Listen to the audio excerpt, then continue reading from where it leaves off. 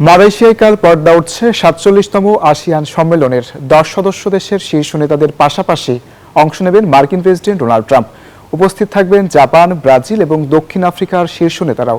ধারণা করা হচ্ছে এবারের সামিটে গুরুত্ব পাবে বাণিজ্য, বিনিয়োগ, নিরাপত্তা ও আঞ্চলিক স্থিতিশীলতার মতো বিষয়গুলো। দক্ষিণ পূর্ব এশিয়ার বৃহত্তম কূটনৈতিক সমাবেশ আসিয়ান সম্মেলন আয়োজন ঘিরে মালয়েশিয়ায় এখন সাজ রব। নিরাপত্তার চাদরে ঢেকে ফেলা হয়েছে রাজধানী কুয়ালালামপুর। শহরটিতে সমবেত হচ্ছেন বিশ্ব নেতারা, থাকছেন যুক্তরাষ্ট্রের প্রেসিডেন্ট ডোনাল্ড ট্রাম্পও। 2018, 19 ও 20 সালে আসিয়ান সম্মেলন এড়িয়ে যাওয়ার পর এবার দ্বিতীয়বারের মতো এই আঞ্চলিক বৈঠকে যোগ দিয়েছেন তিনি। বান্ডেল থাকলে প্রতি সেনমানিতে টাকা বাঁচবে।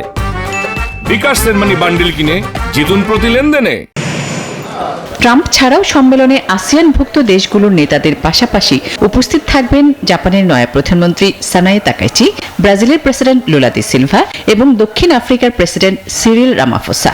এছাড়াও আসিয়ান প্লাস কাঠামোর আওতায় চীন, জাপান, দক্ষিণ কোরিয়া, ভারত, অস্ট্রেলিয়ার নেতারা অর্থনীতি, রাজনীতি ও নিরাপত্তা সংক্রান্ত আলোচনায় অংশ নেবেন। সম্মেলনে অর্থনৈতিক সহযোগিতা বৃদ্ধির পাশাপাশি মিয়ানমারের চলমান সংকট, দক্ষিণ চীন সাগরের সামুদ্রিক বিরোধ, সাইবার নিরাপত্তা ও আন্তঃদেশীয় অপরাধ মোকাবেলার মতো বিষয়গুলোর উপর গুরুত্ব আরোপ করা হতে পারে।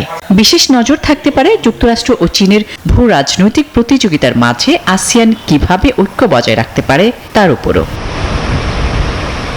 এবারের সম্মেলনে আসিয়ানের 11তম সদস্য রাষ্ট্র হিসেবে আনুষ্ঠানিকভাবে গ্রহণ করা হবে পূর্ব তিমুরকে। এশিয়ার অন্যতম বৃহত্তম এই আঞ্চলিক শীর্ষ সম্মেলন চলবে 26 থেকে 28 অক্টোবর পর্যন্ত।